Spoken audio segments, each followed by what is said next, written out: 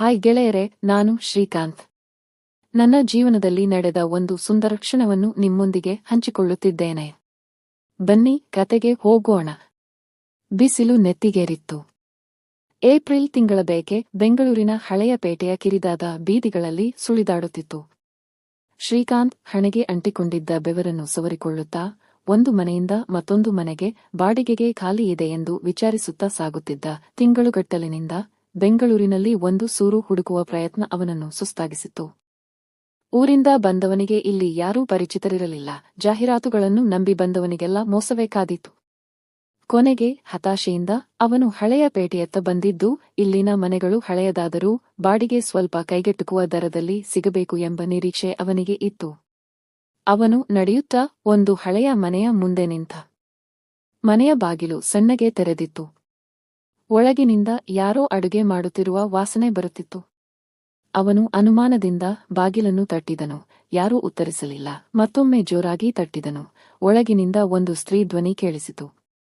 ಕ್ಷಮಿಸಿ, ಇಲ್ಲಿ ಬಾಡಿಗೆಗೆ ಮನೆ ಖಾಲಿ ಇದೆ ಎಂದು ವಿಚಾರಿಸೋಣ ಅಂತ ಬಂದೆ, ಶ್ರೀಕಾಂತ್ ಹೇಳಿದನು. ಅವನ ಧ್ವನಿಯಲ್ಲಿ ದಣಿವು ಎದ್ದು ಕಾಣುತ್ತಿತ್ತು. ಒಂದು ನಿಮಿಷ ಆ ಧ್ವನಿ ಬಂದಿತ್ತು. ಕ್ಷಣದಲ್ಲಿ ಬಾಗಿಲು ತೆರೆಯಿತು. ಎದುರಿಗೆ ಸುಮಾರು 20ರ ಆಸುಪಾಸಿನಲ್ಲಿದ್ದ ಹುಡುಗಿಯೊಬ್ಬಳು ನಿಂತಿದ್ದಳು. ಅವಳು ಬಿಳಿ ಚುಡಿದಾರ ಧರಿಸಿದ್ದಳು. ಅವಳ ಮುಖದಲ್ಲಿ ಸಹಜವಾದ ಕಾಂತಿ ಇತ್ತು. ಕಣ್ಣುಗಳು ದೊಡ್ಡದಾಗಿದ್ದು ಏನನ್ನು ನಿರೀಕ್ಷಿಸುತ್ತಿರುವಂತೆ ಕಾಣುತ್ತಿದ್ದರು. ಹೇಳಿ, ಅವಳು ಕೇಳಿದಳು. ನಾನು ಊರಿಂದ ಬಂದಿದ್ದೇನೆ. ಇಲ್ಲಿ ಬಾಡಿಗೆಗೆ ಮನೆ ಸಿಗುತ್ತದೆ ಎಂದು ವಿಚಾರಿಸೋಣ ಅಂತ ಬಂದೆಯೇ ಎಂದು ಶ್ರೀಕಾಂತ್ ತನ್ನ ಕಥೆಯನ್ನು ಹೇಳಿದನು. ಅವಳು ಅವನನ್ನು ಪೂರ್ತಿಯಾಗಿ ನೋಡಿದಳು. ಅವನ ಮುಖದಲ್ಲಿನ ಆತಂಕ ಮತ್ತು ದಣಿವರಿತ ನೋಟ್ ಅವಳಿಗೆ ಅರ್ಥವಾಯಿತು. ನಮ್ಮ ಮನೆಯ ಮೇಲ್ಚಾಣಿಯಲ್ಲಿ ಒಂದು ಕೊಠಡಿ ಇದೆ. ಅದು ಖಾಲಿ ಇದೆ, ಆದರೆ ಅದು ನಿಮಗೆ ಸರಿಹೊಂದು ಇಲ್ಲವೋ ನನಗೆ ಗೊತ್ತಿಲ್ಲ, ಅವಳು ಹೇಳಿದಳು. ನಗೆ ಬೇರೆ ದಾರಿ ಇಲ್ಲ, ದಯವಿಟ್ಟು ತೋರಿಸಿ, ಶ್ರೀಕಾಂತ್ ಬೇಡಿಕೊಂಡ. ಅವಳು ಅವನನ್ನು ಒಳಗೆ ಕರೆದಳು. ಮನೆಯ ಒಳಗೆ ಹಳೆಯ ಕಾಲದ ವಾತಾವರಣವಿತ್ತು. ಗೋಡೆಗಳು ಮಸುಕಾಗಿದ್ದವು, ಆದರೆ ಸ್ವಚ್ಛವಾಗಿ ಇಡಲಾಗಿತ್ತು. ಅವರು ಮೆಟ್ಟಿಲುಗಳನ್ನು ಹತ್ತಿ ಮೇಲ್ಚಾವಣಿಗೆ ಹೋದರು. ಮೇಲ್ಚಾವಣಿಯಲ್ಲಿ ಒಂದು ಸಣ್ಣ ಕೊಠಡಿ ಇತ್ತು. ಕೊಠಡಿಯು ಚಿಕ್ಕದಾದರೂ ಗಾಳಿ ಮತ್ತು ಬೆಳಕು ಚೆನ್ನಾಗಿತ್ತು. ಒಂದು ಮಂಚ, ಒಂದು ಟೇಬಲ್ ಮತ್ತು ಒಂದು ಕುರ್ಚಿ ಇತ್ತು. ಶ್ರೀಕಾಂತ್ ಕೊಠಡಿಯನ್ನು ನೋಡಿದನು. ಅವನಿಗೆ ಅದು ಸರಿಹೊಂದುವಂತೆ ಕಂಡಿತು. ಇದು ನನಗೆ ಸರಿಹೊಂದುತ್ತದೆ. ಬಾಡಿಗೆ ಎಷ್ಟು? ಅವನು ಕೇಳಿದ. ಬಾಡಿಗೆ ಬಗ್ಗೆ ಆಮೇಲೆ ಮಾತನಾಡೋಣ, ಮೊದಲು ನೀವು ಚಾಯ್ ಕುಡಿಯಿರಿ. ನೀವು ತುಂಬಾ ದನಿಯಾದಿದ್ದೀರಿ ಎಂದು ಕಾಣುತ್ತದೆ, ಅವಳು ಹೇಳಿದಳು.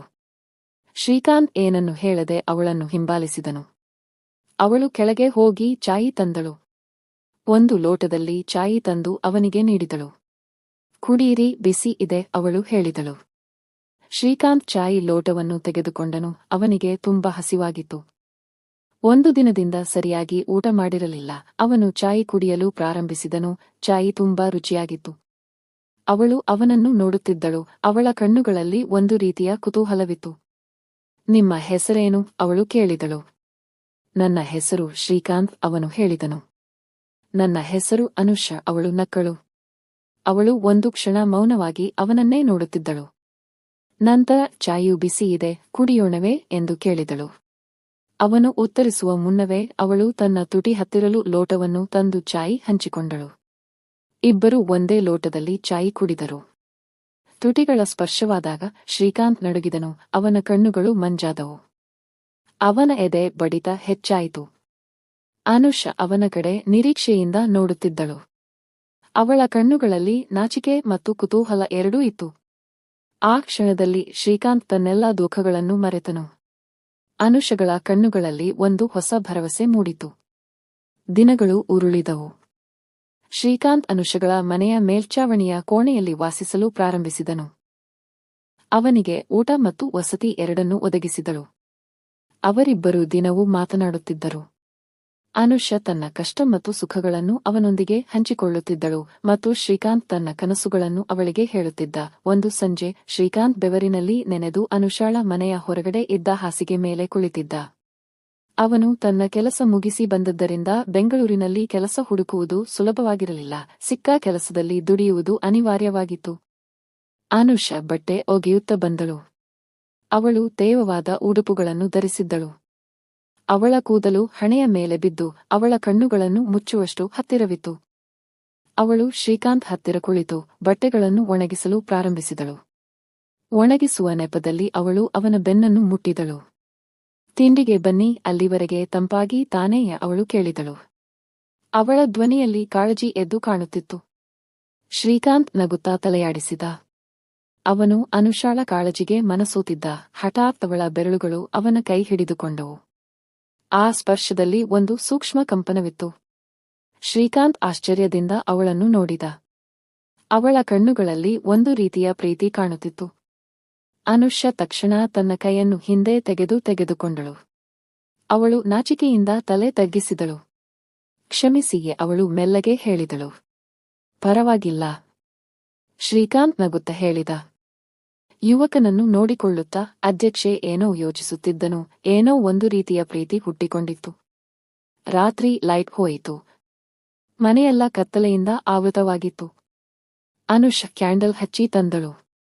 ಕ್ಯಾಂಡಲ್ ಬೆಳಕಿನಲ್ಲಿ ಅವಳ ಮುಖವು ಇನ್ನಷ್ಟು ಸುಂದರವಾಗಿ ಕಾಣುತ್ತಿತ್ತು. ಅವಳು ಬಟ್ಟೆ ಬದಲಾಯಿಸಲು ಹೋದಳು. ಶ್ರೀಕಾಂತ್ ಅಲ್ಲೇ ಕುಳಿತಿದ್ದ. ಆಕಸ್ಮಿಕವಾಗಿ ಅವನ ಕಣ್ಣು ಅನುಷಾಳ ಬೆನ್ನ ಮೇಲೆ ಬಿಳುಹೊಟ್ಟಿ ಹೊಂದಿತ್ತು. ಅವಳು ಬ್ಲೌಸ್ ಹಾಕಿಕೊಳ್ಳುತ್ತಿದ್ದಳು.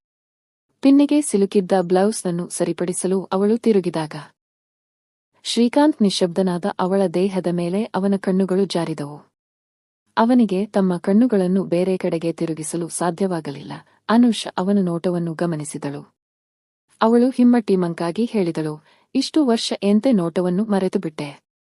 ನೀನು ನನಗೆ ಒಳಗೆ ಚಿಗುರಿದ ಇಚ್ಛೆ. ಶ್ರೀಕಾಂತ್ ಏನು ಹೇಳಬೇಕೆಂದು ತೋಚದೆ ತಬ್ಬಿಬ್ಬಾದ. ಆ ರಾತ್ರಿ ಶ್ರೀಕಾಂತ್ ನಿದ್ದೆ ಮಾಡಲು ಸಾಧ್ಯವಾಗಲಿಲ್ಲ. ಅನುಷಾಳ ಮಾತುಗಳು ಅವನ ತಲೆಯಲ್ಲಿ ಸುತ್ತುತ್ತಿದ್ದವು. ಅವಳ ಮೇಲಿನ ಪ್ರೀತಿ ಅವನನ್ನು ಕಾಡುತ್ತಿತ್ತು. ಮಳೆಗಾಲ ಪ್ರಾರಂಭವಾಗಿತ್ತು. ಬೆಂಗಳೂರಿನ ವಾತಾವರಣವು ತಂಪಾಗಿತ್ತು. ಮಳೆ ನಿಲ್ಲದೆ ಸುರಿಯುತ್ತಿತ್ತು. ಒಂದು ಮಳೆಯ ರಾತ್ರಿ ಶ್ರೀಕಾಂತ್ ಮತ್ತು ಅನುಷ ಒಟ್ಟಿಗೆ ಕುಳಿತಿದ್ದರು. ಮನೆಯಲ್ಲಿ ಬೇರೆ ಯಾರೂ ಇರಲಿಲ್ಲ. ದೇವ ಮಬ್ಬು, ಮಳೆಯ ಶಬ್ದ, ಆ ವಾತಾವರಣವು ಪ್ರೇಮಕ್ಕೆ ಹೇಳಿ ಮಾಡಿಸಿದಂತಿತ್ತು. ಅನುಷ ಎದ್ದು ಶ್ರೀಕಾಂತ್ ಬಳಿ ಬಂದಳು. ಅವಳು ತನ್ನ ತಲೆಯನ್ನು ಅವನ ಹೆಗಲ ಮೇಲೆ ಇಟ್ಟಳು. ಶ್ರೀಕಾಂತ್ ತನ್ನ ಕೈಯನ್ನು ಅವಳ ಬೆನ್ನಿನ ಮೇಲೆ ಹಾಕಿದನು. ಅವಳು ಏನನ್ನು ಹೇಳದೆ ಅವನಿಗೆ ತಬ್ಬಿಕೊಂಡಳು. ಅವನ ಕೈ ಅವಳ ಬೆನ್ನು ತಲೆಯ ಕಡೆ ಜಾರುತ್ತದೆ. ಅವಳು ನಿಗದಿಯ ನಗೆಯೊಂದಿಗೆ ಹೇಳುತ್ತಾಳೆ, ಈ ರಾತ್ರಿಯಲ್ಲಿ ನನ್ನನ್ನು ಒಂಟಿತನವನ್ನು ಸವಿಯುವ ನಿಜವಾದ ತಂಗಾಳಿ ಆಗಿ ಬೇಕೆ. ಶ್ರೀಕಾಂತ್ ಅವಳ ಮಾತಿಗೆ ಉತ್ತರಿಸಲಿಲ್ಲ. ಅವನು ಅವಳ ತಲೆಯ ಮೇಲೆ ಮುತ್ತಿಟ್ಟನು. ಆ ಕ್ಷಣದಲ್ಲಿ ಅವರಿಬ್ಬರೂ ಎಲ್ಲವನ್ನೂ ಮರೆತರು. ಆದರೆ ಅವರ ನಡುವಿನ ಭಾವನೆಗಳು ಗಾಢವಾಗುತ್ತಿದ್ದವು ಮತ್ತು ಆ ರಾತ್ರಿ ಅವರ ಜೀವನದಲ್ಲಿ ಒಂದು ಮಹತ್ವದ ತಿರುವು ನೀಡಿತು ಎಂದು ಹೇಳಬಹುದು. ಅವಳ ಬೆರಳು ಅವನ ತುಟಿಗೆ ನಿಧಾನವಾಗಿ ಸ್ಪರ್ಶಿಸುತ್ತದೆ. ತೀರ ಚೆನ್ನಾಗಿ ಹಾಸುಹೋಕಾದ ಹಾಸಿಗೆಯ ಮೇಲೆ ಬಿಳಿ ಸೀರೆ ಹರಡಿದೆ. ಅವನ ಸ್ಪರ್ಶ ಅವಳ ತೀವ್ರ ಭಾವನೆಗಳನ್ನು ಅರಿತಂತೆ ಅನಿಸುತ್ತದೆ. ಸಡಿಲ ಬ್ಲಾಸ್ಟ್ ಜಾರಿ ಹೋಗುವಾಗ ಅವಳು ನಗು ಒಲಿಸಿ ಉಸಿರನ್ನು ತಡೆಯುವ ಪ್ರಯತ್ನ ಮಾಡುತ್ತಾಳೆ. ತುಟಿಯ ನಜುಕಾದ ಸ್ಪರ್ಶ, ಬೆನ್ನು ಮೇಲೆ ಹಾದು ಹೋಗುವ ಸಡಿಲ ಚುಂಬನೆ, ಅವಳ ತುಂಟ ನಗು, ಆಕಸ್ಮಿಕವಾದ ನಗು, ಕಿರುಜು. ಈ ಭಾವನೆಗಳ ತೀವ್ರತೆಯಲ್ಲಿ ನಾನು ನಾನಲ್ಲದ ರೂಪಕ್ಕೆ ಬದಲಾಯಿಸುತ್ತೇನೆ. ಮುಂಜಾನೆ ಎದ್ದಾಗ ಅನುಷ ನಾಚಿಕೆಯಿಂದ ಮುಖ ಮುಚ್ಚಿಕೊಂಡಳು. ಶ್ರೀಕಾಂತ್ ಅವಳನ್ನು ಸಮಾಧಾನಪಡಿಸಿದನು. ನಾವು ಇಬ್ಬರಿಗೂ ತಪ್ಪು ಮಾಡಿಲ್ಲ. ನಮ್ಮಿಬ್ಬರ ನಡುವೆ ಪ್ರೀತಿಯಿದೆ. ಆ ಪ್ರೀತಿಯೇ ನಮ್ಮನ್ನು ಒಂದಾದಷ್ಟು ಮಾಡಿದೆ, ಅವನು ಹೇಳಿದನು. ಅನುಷ ಅವನ ಮಾತನ್ನು ಕೇಳಿ ಸಮಾಧಾನಗೊಂಡಳು. ಅವಳು ಶ್ರೀಕಾಂತನನ್ನು ತಬ್ಬಿಕೊಂಡಳು. ಅಂದಿನಿಂದ ಅವರ ಪ್ರೀತಿ ಮತ್ತಷ್ಟು ಹೆಚ್ಚಾಯಿತು. ಅವರಿಬ್ಬರು ಮದುವೆಯಾಗಲು ನಿರ್ಧರಿಸಿದರು. ಫ್ರೆಂಡ್ಸ್, ಈ ಕತೆ ಇಷ್ಟವಾದರೆ ಇದಕ್ಕೊಂದು ಲೈಕ್ ಕೊಟ್ಟು ನಮ್ಮ ಚಾನೆಲ್ ಸಬ್ಸ್ಕ್ರೈಬ್ ಮಾಡಿಕೊಳ್ಳಿ. ಧನ್ಯವಾದಗಳು.